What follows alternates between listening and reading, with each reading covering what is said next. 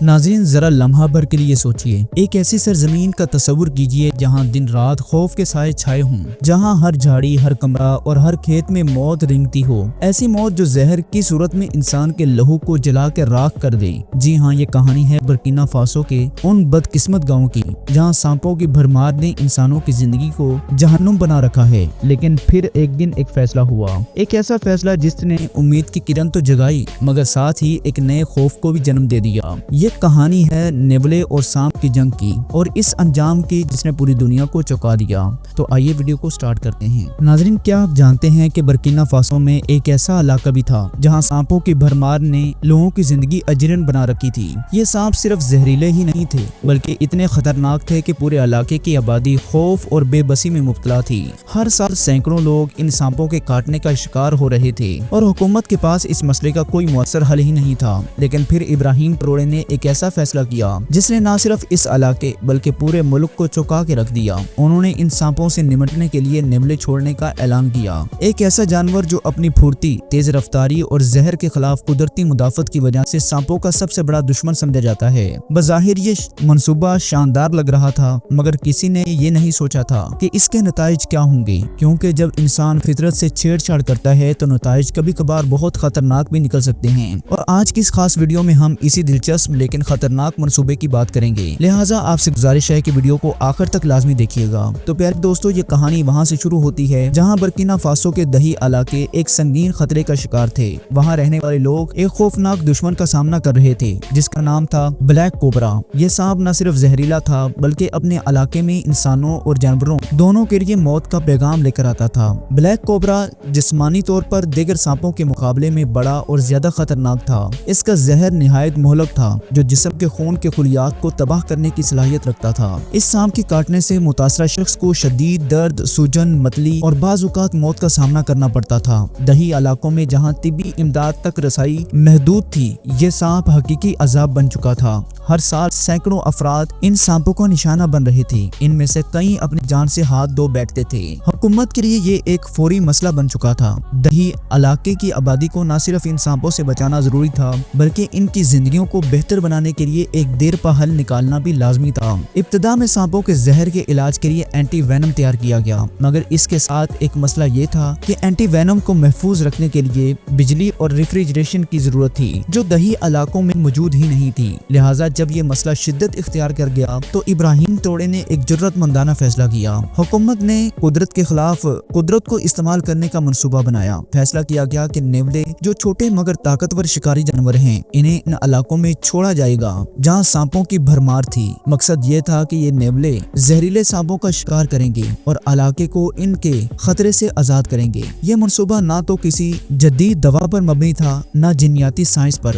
بلکہ قدرتی شکاریوں کی فطرتی صلاحیت پر مبنی تھا۔ نیولا اپنی پھرتی، تیز رفتار حملے، طاقتور جبڑوں اور زہر کے خلاف قدرتی مدافعتی نظام کی وجہ سے جانا جاتا ہے۔ یہ چھوٹے جانور نہ صرف زہریلے سانپوں کو مارتے ہیں بلکہ انہیں کھا بھی جاتے ہیں۔ اس منصوبے کے تحت ابراہیم ٹروڑے کی حکومت نے تقریباً 300 نیولے ان علاقوں میں چھوڑے تاکہ وہ زہریلے سانپوں کو ختم کریں۔ شروع میں یہ حکمت عملی ایک شاندار منصوبہ لگ رہی تھی لیکن جلد ہی اس کے نتائج توقعات سے مختلف نکلے۔ سانپ رات کے وقت زیادہ فعال ہوتے جبکہ نیولے دن کے وقت شکار کرتے تھے۔ اس فرق کی وجہ سے نیولے اور سانپ کا آمنا سامنا بہت کم ہوتا تھا اور سانپوں کی آبادی پر کوئی خاص فرق نہ پڑا۔ نتیجتاً نیولے سانپوں کی بجائے علاقے کے دیگر معصوم جانوروں کو نشانہ بنانے لگے۔ نایاب نسل کے خرگوش جو پہلے ہی معدومی کے خطرے سے دوچار تھے، نیولوں کا آسان شکار بن گئے۔ یہ خرگوش برکینا فاسو کے اس مخصوص علاقے میں پائے جاتے تھے اور نیولے ان کی آبادی کو تیزی سے ختم کرنے لگے۔ نیولے خود بھی ایک سنگین مسئلہ بن گئے تھے کیونکہ وہ بہت تیزی سے افزائش نسل کرتے گئے۔ چند سالوں میں ان کی تعداد ہزاروں سے بڑھ کر لاکھوں تک جا پہنچی تھی اور وہ پورے علاقے میں پھیل گئی۔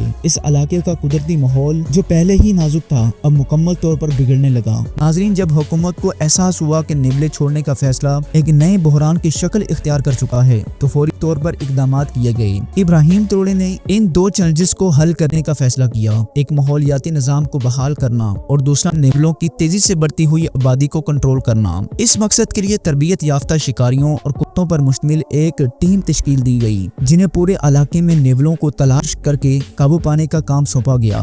اس کے علاوہ تقریباً 20,000 خصوصی جال نصب کیے گئے تاکہ نیولوں کی تعداد روکی جا سکے۔ یہ مہم کافی مؤثر ثابت ہوئی۔ حکومتی ریکارڈز کے مطابق 32,000 سے زائد نیولے پکڑے گئے اور ان کا خاتمہ کیا گیا۔ موشن سینسنگ کیمروں اور عوام سے حاصل شدہ معلومات کی مدد سے نیولوں کی نقل و حرکت پر نظر رکھی گئی۔ ایک سال میں 472 مختلف مقامات پر کیمرے نصب کیے گئے جن کی مدد سے ایک مکمل رپورٹ تیار کی گئی جس میں واضح ہوا کہ نیولوں کی موجودگی اب نہ ہونے کے برابر رہ گئی ہے۔ یہ بلا شبہ ایک بہت بڑی کامیابی تھی، لیکن اصل مسئلہ یعنی زہریلے سانپ ابھی بھی موجود تھے۔ یہی وہ موقع تھا جب ابراہیم تروڑے نے سائنسی اداروں کو اور ماہرین کو ساتھ بٹھایا اور کہا کہ اب ہمیں جدید حل چاہیے۔ مقامی سائنسدانوں نے سانپ کے زہر پر ریسرچ شروع کی تاکہ ایک ایسا اینٹی وینم تیار کیا جا سکے جو ہر گاؤں میں آسانی سے پہنچ سکے۔ اس ریسرچ میں سانپ کے زہر، خون اور خلیوں کے نمونے لے کر ان کا DNA تجربہ کیا گیا۔ سائنسدانوں نے 60 ایسے جینز دریافت کیے جو سانپ کے زہر کی تیاری میں شامل ہوتے ہیں۔ ان جینز کی شناخت نے ایک نیا اینٹی وینم بنانے کی راہ ہموار کی جو نہ صرف مؤثر تھی بلکہ بجلی کے بغیر بھی محفوظ رکھا جا سکتا تھا۔ اس دوا کی تیاری نے برکینا فاسو کو نہ صرف سانپوں سے بچایا بلکہ دنیا بھر کے سائنسی اداروں کو ایک نیا راستہ بھی دکھایا۔ یہ ریسرچ صرف زہر کے علاج تک محدود نہ رہی بلکہ اسے کینسر اور دل کی بیماریوں کے علاج میں بھی استعمال کیا جانے لگا۔ یہ وہ لمحہ تھا جب ابراہیم تروڑے کے فیصلے نے ایک ناکام منصوبے کو ایک سائنسی کامیابی میں بدل دیا اور دنیا نے ایک بار پھر مانا کہ وہ صرف سیاستدان نہیں بلکہ ایک ویژنری لیڈر ہیں۔ ناظرین، نیولے کو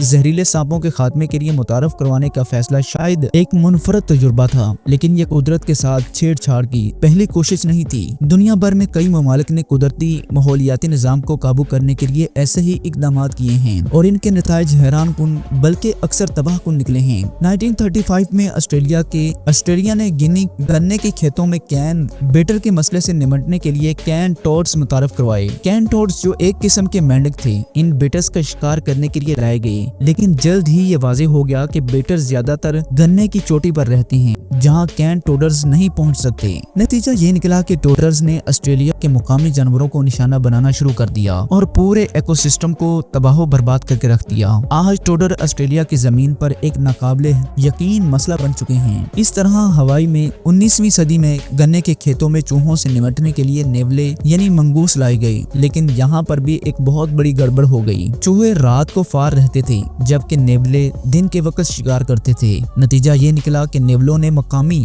پرندوں اور نایاب اقسام کے انڈوں کو اپنا نشانہ بنا لیا اور جزیرے کے قدرتی ماحولیاتی نظام کو تباہ و برباد کر کے رکھ دیا۔ اسی طرح جمیکا میں بھی نیولے کو چوہوں کے مسئلے کے حل کے طور پر لایا گیا، لیکن جلد ہی یہ واضح ہو گیا کہ نیولوں نے پرندوں اور مقامی جانوروں کی نسلوں کو ختم کرنا شروع کر دیا ہے۔ ماحولیاتی نظام میں یہ عدم توازن اس حد تک بڑھ گیا کہ کئی جانوروں کی نسلیں معدومی کے قریب پہنچ گئیں۔ یہ ساری صورتحال ہمیں یہ سکھاتی ہے کہ قدرتی مسائل کا حل نکالنا ضرور چاہیے، لیکن کوئی بھی فیصلہ کرنے سے پہلے اس کے ممکنہ نتائج اور اثرات کو سمجھنا بے حد ضروری ہے۔ ابراہیم تروڑے نے اپنی غلطیوں سے سیکھا ہے اور وقت پر نیولے کنٹرول کرنے کی مہم شروع کر دی ہے، ورنہ حالات قابو سے باہر ہو سکتے تھے۔ یہ کہانی ہمیں بتاتی ہے کہ فطرت کو قابو کرنے کی کوشش بعض اوقات فطرت سے جنگ بن جاتی ہے، اور ایسی جنگ میں اگر انسان نے سمجھداری نہ دکھائی تو ہار انسان کی ہی ہوتی ہے۔ ناظرین، برکینا فاسو کی یہ کہانی ہمیں یہ بھی سبق دیتی ہے کہ فطرت کبھی بھی انسانی کھیل نہیں بلکہ ایک ایسا توازن ہے جسے سمجھداری اور علم کے ساتھ برتنا بہت ضروری ہے۔ ابراہیم تروڑے کے فیصلے نے پہلے تو ایک نئے بحران کو جنم دیا، لیکن پھر اسی بحران کو سائنسی ترقی کی طرف موڑ دیا۔ یہ وہ لمحہ تھا جو ثابت کرتا ہے کہ غلطی بھی کامیابی کا دروازہ بن سکتی ہے اگر اسے سیکھا جائے۔ دنیا کی تاریخ ایسے مثالوں سے بھری پڑی ہے کہ جب انسان نے فطرت کو نظر انداز کیا تو نقصان اٹھایا، اور جب اسے سمجھا تو نئی کامیابیاں حاصل کی۔ لہٰذا ضروری ہے کہ ہم مسائل کے حل ڈھونڈتے وقت فطرت کے ساتھ ہم آہنگی پیدا کریں، نہ کہ اس کے خلاف جنگ چھیڑ دیں۔ آخر میں یاد رکھیں، فطرت کے قوانین اٹل ہیں اور ان سے ٹکرا کر کوئی جیت نہیں سکتا۔ اصل جیت وہی ہوتی ہے جو فطرت کے ساتھ چلنا سیکھے۔ اگر آپ کو یہ ویڈیو پسند آئی ہو تو اسے لائک کریں اور کمنٹ سیکشن میں اپنی قیمتی رائے کا اظہار لازمی کریں۔ اللہ ہم سب کا حامی و ناصر ہو۔ السلام علیکم ورحمۃ اللہ وبرکاتہ۔